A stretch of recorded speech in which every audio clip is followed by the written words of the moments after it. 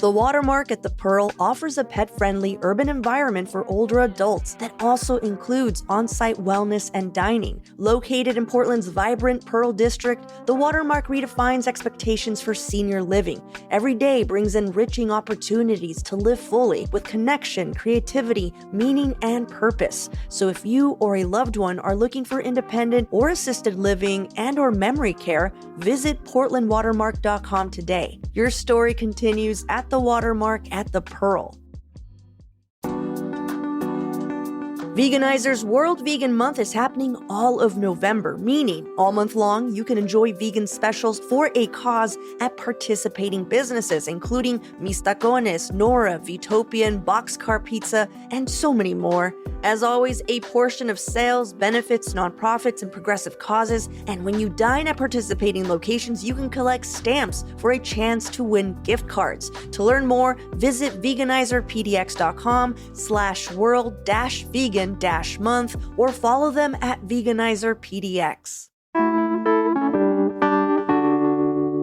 Today on CityCast Portland, we're talking with Multnomah County District Attorney Nathan Vasquez about the state of Portland. For example, from his legal point of view, are we really a war-torn hellhole? Also, does he have a strategy to address the threat of federal interference? Like, can he hold federal officers accountable if they cross the line? And with the camping ban back in effect, does his office even have the resources to prosecute those cases? We're asking him this and so much more, so stick around. It's Thursday, November 13th. I'm Claudia Meza, and this is what Portland's talking about.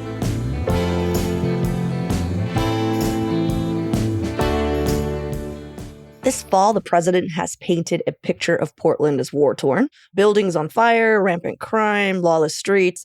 So, as our county's district attorney, tell us, is Portland a hellhole? Absolutely not. Having been through 2020 when we did have some issues, which even then I wouldn't have called us a hellhole or warscape or however he's characterized us, we are nowhere near what was going on in 2020. And this is a beautiful, thriving, vibrant city.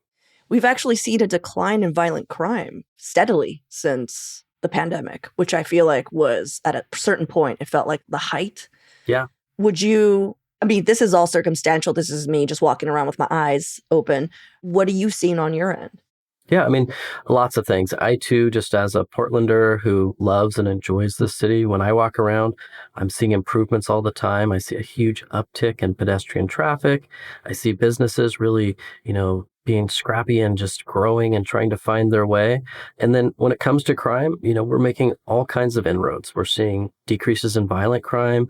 We're working steadily on property crime issues, so this is a very active community in trying to get us to a really healthy place. Well, last week, U.S. Judge Karen Immergut issued a permanent order barring the president from sending the National Guard from any state to Portland. Of course, we'll see where that ends up. But as of our taping today on Monday, there are no troops in Portland officially. But the Trump administration will likely appeal and all that. But regardless of federalized troops arriving at the Portland ICE facility, you've pledged to prosecute protesters separate from their political views.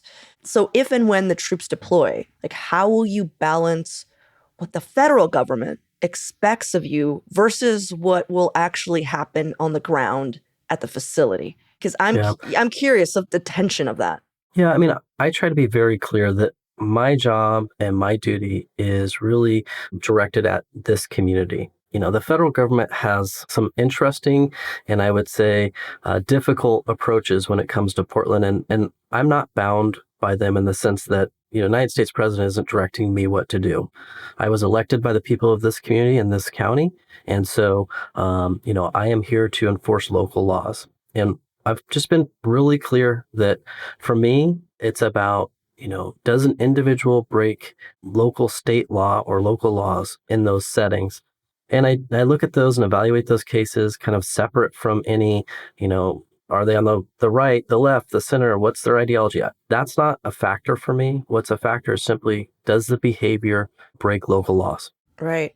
And I ask all this because last month, the U.S. Department of Justice launched an investigation into how Portland police have been handling the ICE protests, examining whether the police or city actions show political bias. And this happened within hours after conservative journalist Nick Sorter was arrested at an ICE protest and charged with disorderly conduct.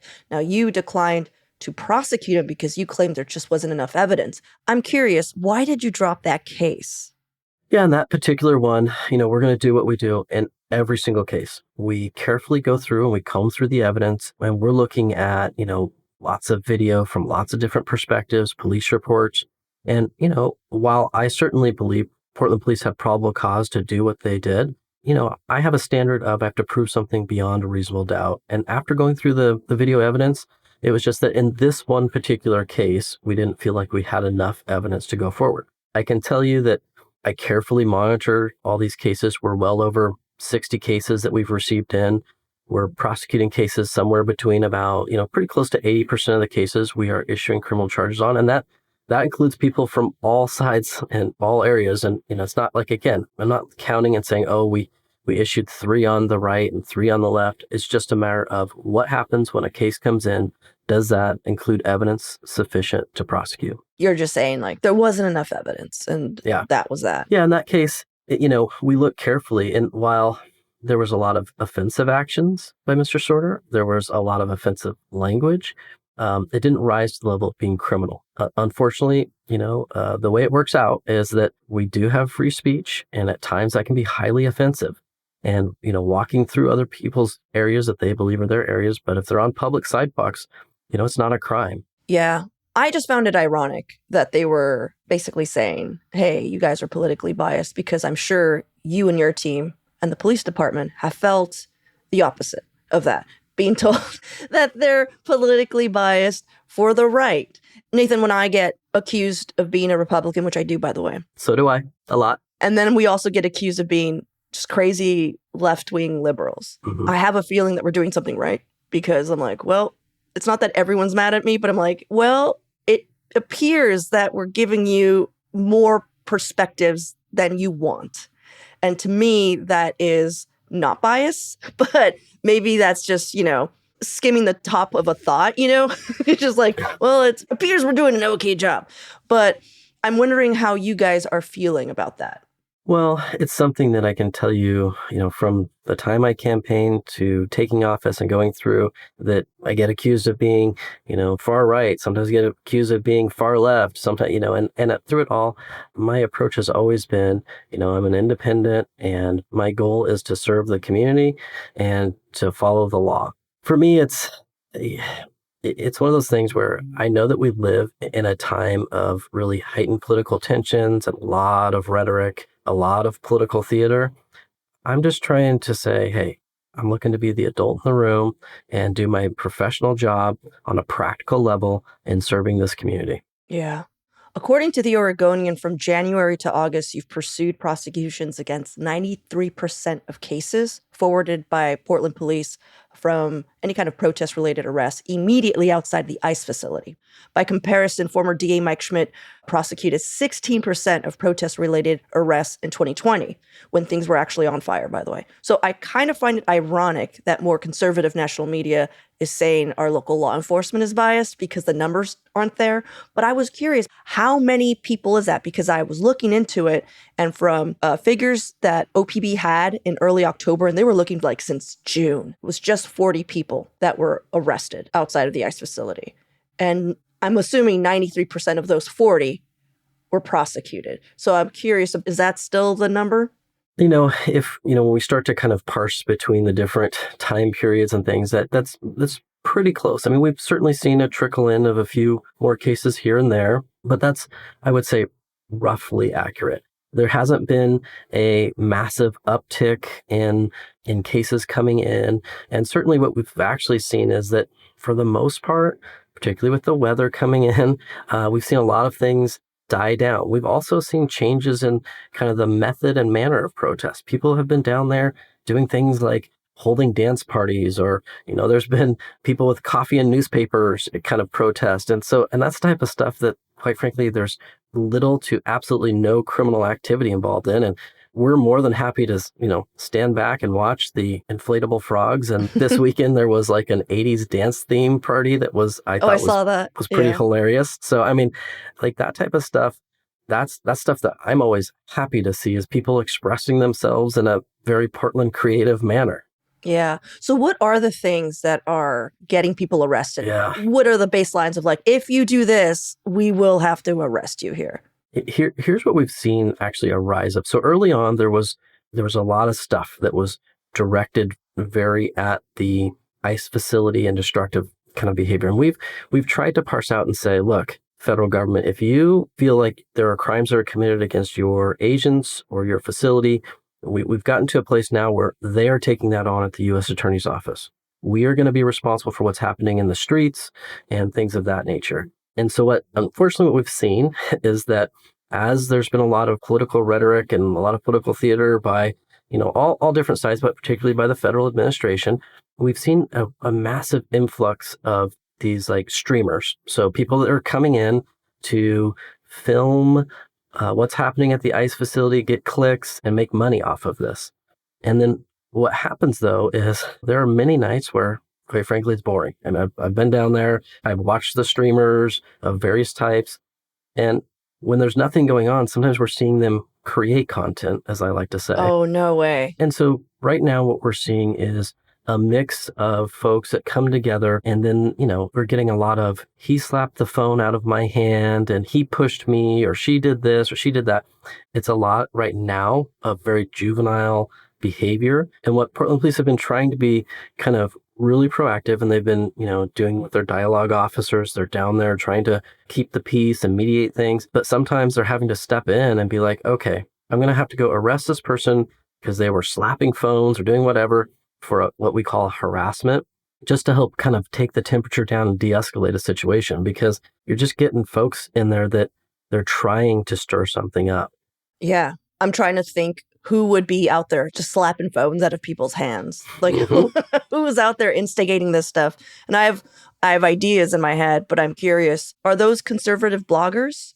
There's certainly a large section of those that are coming in and doing, that behavior. And then what happens is they, the other side, people don't like having a phone put in their face or a light in their face. And it's happening both ways. I mean, I'm not saying one side is better than the other. It's just, it's happening. And so it's not kind of like when we think back to 2020 and we had some real political violence at that time. And we had Molotov cocktails being thrown. We had, the Historical Society's windows got smashed out. I mean, these were some really substantial issues. This is right now, and, I'm not necessarily complaining, but these are very minor ticky-tacky stuff as that we're seeing on a night in, night out basis, but you've got Portland police down there trying, again, just to keep the peace. Yeah.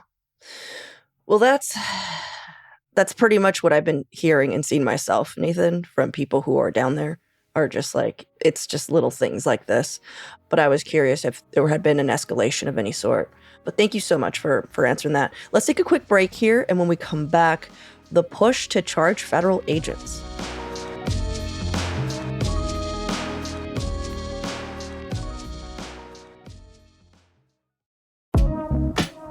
Colder weather is coming, and with it, higher energy use. So if you're like me and are looking for ways to lower your electric bill this winter, PGE's customer dashboard makes it so easy to stay in control.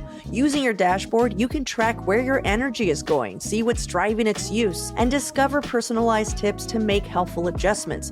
All you have to do is log in or create an account, then use the Home Energy Analysis tool to update your home profile, and in just a few minutes, you're going to get suggestions tailored to your home and lifestyle. And while you're there, you can also sign up for paperless billing and explore other energy shifting programs recommended just for you. Go check it out at portlandgeneral.com/my-dash. That's portlandgeneral.com/my-dash.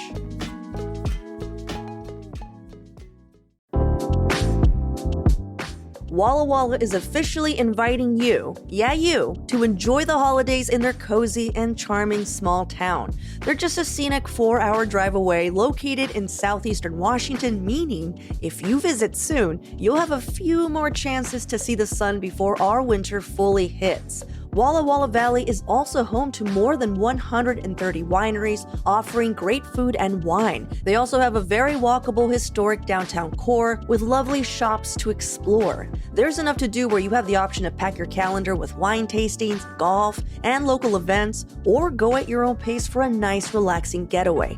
Go to wallawalla.org to plan your visit today. That's wallawalla.org. You know, when most of us want to learn a new language, it's not because we're dying to memorize grammar tables or ace a quiz. It's because we actually want to speak it out in the real world with real people. And that's what Babbel is great at, getting you there fast. Hey, it's Michael Zibiak, Chief Revenue Officer here at CityCast. My daughter's a senior in high school, and after graduation, we're taking a father-daughter trip to Spain. And right now, my Spanish is, let's just say, very high school level. Shout out to Senior Patty from Syosset High School. You tried. When we're in Spain, I'd love to do more than just ask where the bathroom is. I want to be able to chat with locals, order tapas, and actually connect, not just read the menu and point. So I'm starting with Babbel. It's all about small steps, big wins, and it's super easy to fit into my life. Honestly, with how busy things get here at CityCast, I love that Babbel's bite-sized, 10-minute lessons fit right into my day, between meetings or over my morning coffee. I'm excited to pick up some real-world Spanish before we go, so we can experience Spain like locals, not tourists. Doesn't that sound better? Right now, Babbel's got a special deal for our listeners. Get up to 55% off your subscription at babbel.com/citycast.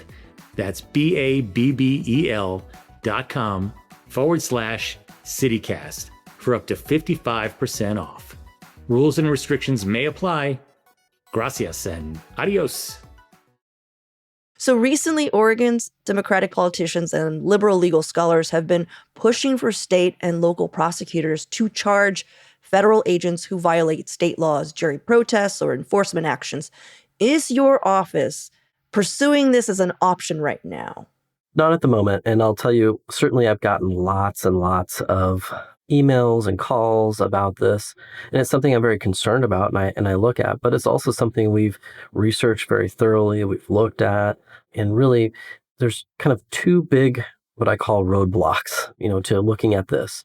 The first one is, I think I'm like most Portlanders or Oregonians. I will either see on the news or get videos sent to me and I'll think, wow, that was a very aggressive action by a federal agent, and it's very concerning. But there's a couple of problems. One is I don't have the authority, and not quite sure even Portland Police has the authority to go and say, hey, we're going to need the identity of that person, and we're going to, go ahead and we want to interview them and understand why they were arresting that particular protester, what was going on and all that. So that's the practical component. Mm-hmm. There's also this very real legal component, which I think if we look around the entire United States, I'm unsure, and I haven't seen of a single prosecution by a local jurisdiction on a federal agent. And that's, I think, primarily due to the Supremacy Clause. And we've seen that play out here in Oregon very directly. There's a case, it's called the Landis case. It was a Marion County case where a federal agent was pursuing or involved in a surveillance or something of that nature in a vehicle and ended up running a stop sign and hitting and killing a bicyclist. The Marion County District Attorney's Office, so a local jurisdiction, prosecuted this federal officer, I believe it was for criminally negligent homicide. And the way that it works under the Supremacy Clause is that case got removed to federal court, which they can do by law. And then in federal court, the case was dismissed. And it was because the officer had immunity while he was performing the duties of his job. And so, this is a situation where that opinion, and we've read that and studied it, looked at it and said, okay, what are the limits? Where does that go? That's a scary word, though, immunity for federal officers, because that means that they can, at a certain point, commit atrocities and they're immune? Well, they're immune from state law, right? So the U.S. Attorney's Office could do that. And from my understanding, because, certainly I'm not satisfied with that answer. I'm always someone that's like, hey, there's a barrier. Let me see how we can push forward. What can we do? I certainly went to the U.S. Attorney's Office and said, hey, what are you doing about these?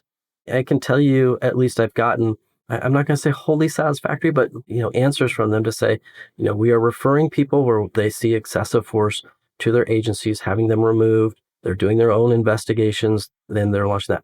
The problem is I don't have the authority or ability to say, okay, and please turn that over to me.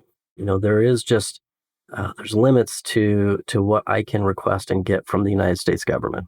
Yeah, ultimately, you're basically saying there's legal limitations. Yes. My hands are tied. I wish there were more checks and balances for this, because now that we're seeing the federal government encroach as much as they are, I know that this government was built this way, city, state, federal, checks, balances all the way down. But I'm seeing a loophole here. Yeah. I think most of us probably never really had to deal with this, but now I'm seeing it. I'm curious if laws will change or anything will move forward because of what's happening right now.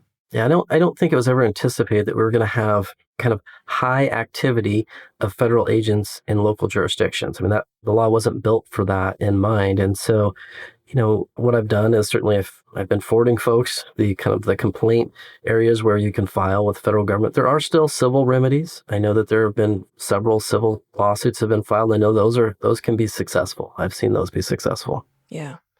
Well, let's pivot here. Let's talk about something other than troops. As a news outlet, we're always just like, wouldn't it be great? We didn't have to talk about the troops anymore. Yes. A few weeks ago, City Councilor Candace Avalos suffered a major house fire that destroyed her car, part of her home. Due to ongoing political tensions, it was initially rumored to be politically motivated, but a very thorough investigation, found that the fire was allegedly, accidentally caused by a homeless man who was seeking shelter. It was discovered that this person had a 20-year criminal history. As our district attorney, how could this person have been helped so he didn't resort to starting a fire in our city councilor's shed to keep warm? I'm not insinuating, one, that this is on you. Sure. Or two, that he should be in jail. I'm just wondering your take. If everything worked the way it should have worked, how could we have avoided this entire situation?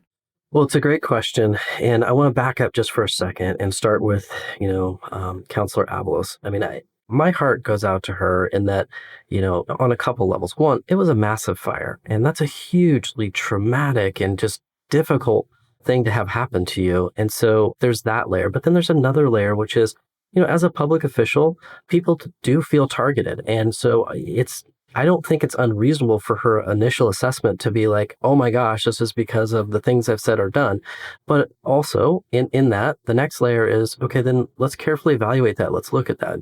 I would say that in Portland, we are very lucky that we have a fire bureau and a police department that have a fantastic collaborative investigative body that does amazing work. And in this one, they went through and they did a really thorough investigation. We're able to locate the individual. And yeah, I mean, it really exposes some sad realities in our current system, which is this individual, there are some mental health challenges and issues. Those are apparent because when you look at his record and the times he's been in and out of jail, it's been because, he is unable to aid and assist. And so that creates, it's this hole and gap that myself and others have been talking about for years. And the real quick root of it is that many, many years ago, we decided to get away from state centralized mental health care at the state hospital as being, okay, this is where we send everyone. And so we said, okay, we want to care for people in their local communities, which is great. However, you need to have the resources and the structure there. And that is what has not followed. And so it creates these gaps in our system. What happens is that they go in to the system.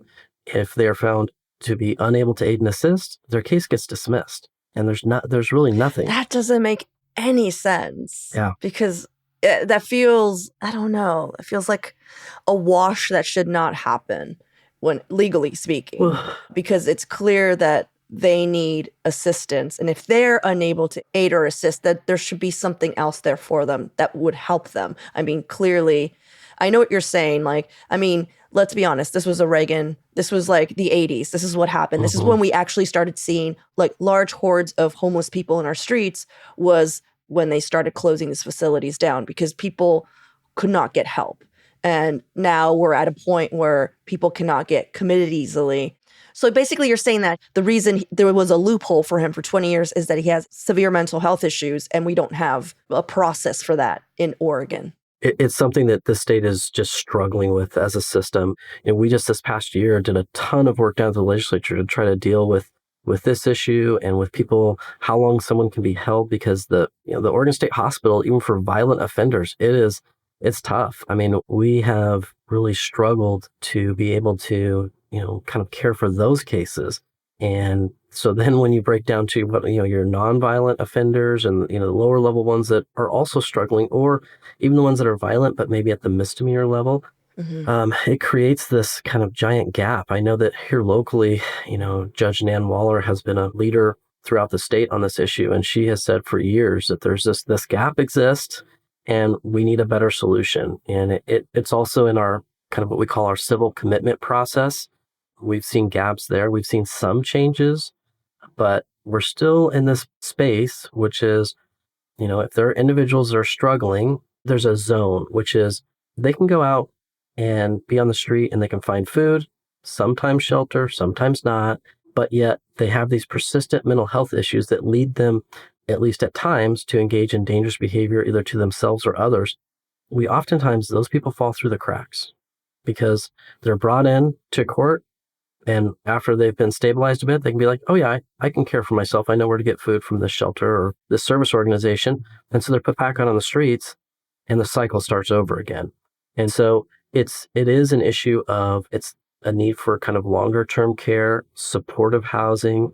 These are some of the kind of the missing gaps that, there's a lot of great folks out in our community working on, but we're not as a system able to match that up when we're talking about the criminal justice system and then just kind of what we're seeing and experiencing in our community. Yeah, because basically you're saying we can't arrest these folks for having mental health issues. Yeah. Well, this month it was announced that Portland police will be enforcing the city's public camping ban. But for reals this time, right? So under Mayor Keith Wilson's orders, this supposedly already started November 1st. I'm curious how this is going to impact our already crowded jails and backed up caseloads. Well, it's interesting. What I'm seeing is that right now, it's not the actual, the camping ordinance citations, right? So those, we're getting some of those in. We've been working very closely with Portland Police and monitoring this, and I'm involved on a daily basis on this topic. What we're seeing, though, is that when officers are out there doing this work, they're actually, the majority of the time, they're bringing people in on warrant cases. So these are unrelated criminal matters where the person has failed to appear. So that's been really where we've seen the largest uptick. And while, yes, I'm concerned, is there going to be, is it going to cause us to get into what we call a matrix release situation with our jails because the jails aren't currently funded to the level where I believe they should be? I am concerned about that. But at the same time, that can't be an excuse to not arrest people on outstanding warrants. The criminal justice system needs to function, and I think this is actually pushing to get cases resolved. Yeah, because in 5 days of enforcing the ban, of the 100 people that were contacted, there were 81 violations, 83 warnings, 7 citations, and 40 arrests, mostly, as you pointed out, for warrants. Many, of course, are saying this isn't going to be a long-term fix of any sort. I'm curious how you feel about that. Well, I mean, I disagree. I think this has an opportunity to help. Is there any one thing that's going to solve or fix this? No. But what we're seeing is resources being directly provided to folks. We're connecting them. And, there's oftentimes a narrative out there of, oh, well, no one's actually out talking to the homeless or no one's offering them services or resources. And I can say certainly in this context with these officers, when they're going out making contact, all of these folks are being offered housing resources and opportunities and different shelter options because they are paired with these providers. And so this is a very direct way to contact people and to, say, hey, here's the resource. Here it is. Go to it. Because, the flip side of doing nothing has not been working for our community. Mm-hmm. I mean, just from a basic, human perspective, people are dying on our streets regularly. And having them live on the streets is it's not working. And it's also, I'm seeing people that get victimized just horribly on the streets. We have the women that live on the streets, we repeatedly are seeing them in terrible conditions and terrible situations. So I think this is one part of an overall kind of strategy that needs to move forward, and we need to start kind of trying to get folks into sheltered situations. Yeah. Well, I pretty much asked you all the questions I wanted to ask you, Nathan. Thank you, by the way, Of for, course. for taking that time. I do have one last one, though. You might know that former DA Mike Schmidt has a podcast called The Schmidt Show, which, I mean, let's be honest, brilliant name. Has he invited you yet? No, I haven't gotten an invite on that one yet. Would you go if he invited you? Sure, I probably would. I mean, I would be interested in the topic, but yeah, I mean, I try to be very just out in the community in every space I can be, and really work hard to connect with folks at all different avenues. You know. Yeah, I would love to hear that show. Not just the drama of it, Nathan, because I know for those listening who maybe just moved here, the race, it was very much there was a lot of tension between, you who was working under him, taking his job, and so much happening. And there was just such a polarized view of what you represented and what he represented. And so Yeah. that's a conversation I personally, as a podcaster, would love to hear. And again, not for the drama, but for where exactly you two would meet. Yeah. So I'm just putting it out there in the universe that would be an amazing conversation to have. Claudia, you could always moderate it. Oh, that would be great. I would love that. The way that I look at it is, I think Mr. Schmidt and I, we agree on actually quite a bit. Then there are just some areas that we're just not going to agree. And the campaigns, they cause things to get very polarized, as you said. And I mean, look, oddly enough, despite the commercials that he put out of me goose stepping with Nazis and different things that were just wild and just way off base and ridiculous, look, I am about how do we serve this community and how do we serve this city and this county. And I'm always open to conversation. And what I try to tell folks out in the community that maybe supported him is look, I'm going to show up. I'm going to be there to have hard conversations, easy conversations, fun conversations, or just, difficult conversations about, whether it's criminal law or we're trying to pass this bill or we're trying to help with the homeless or however it is, I'm going to show up. And so that's what I've always been dedicated to, is just being a very practical prosecutor for this community. Well, thank you again, Nathan, for your service. I mean, just as a person who's sitting here and watching all of this go down, I've definitely seen a difference as you've taken over your role as district attorney. And I'm not saying someone did a bad job in any of that at all. I'm just saying it's apparent what's happening and how things are evolving, how you're able to work more effectively with our police force, how things are turning around, but also in your favor, things just seem to be on an upward tick. Well, thank you. I mean, my goal is just to help be a part of this community as it is really working hard to be an amazing, thriving place. And it's Portland and Multnomah County. It's a wonderful, just really unique gem here in the Northwest. And I think we have just a lot of people who really want to see us reach our fullest potential, and we're getting there.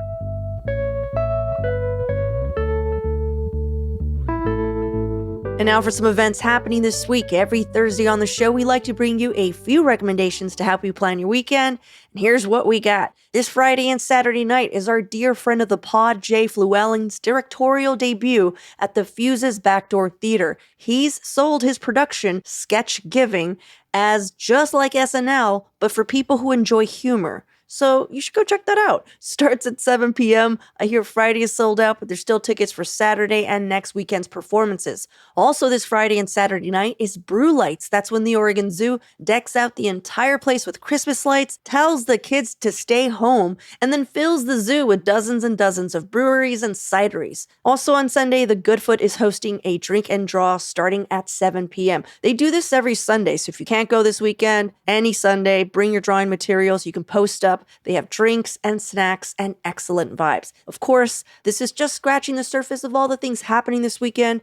If you'd like a sneak peek of our curated event list, head over to membership.citycast.fm. You'll get not only that, but invites to member-only events, plus ad-free podcast listening, and so much more. Again, head over to membership.citycast.fm to become a member. And for even more local news and events, sign up for our daily newsletter, Hey Portland, or head over to our website, portland.citycast.fm. We'll throw a link for all this in the show notes.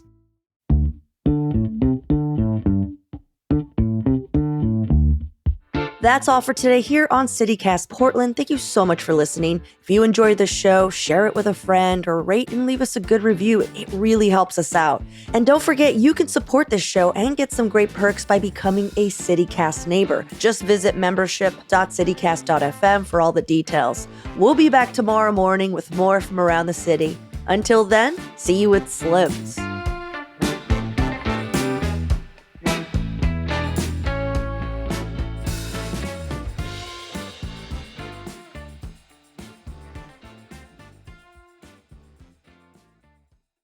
Guess what? CityCast has some news.